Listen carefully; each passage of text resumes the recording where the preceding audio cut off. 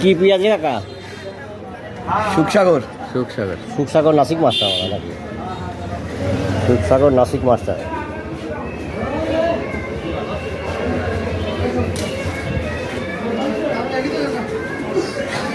আর কত হয়ে গেল কাকা?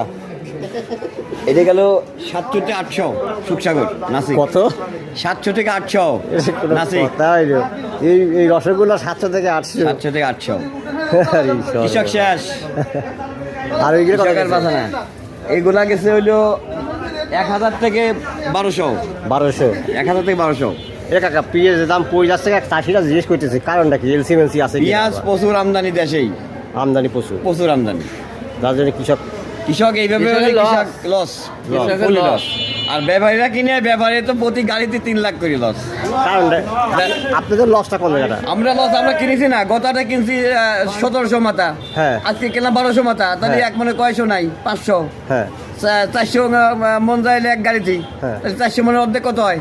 500 কিলো 2 লাখ, এমনি 2 লাখ টাকা লস এক গাড়িতে।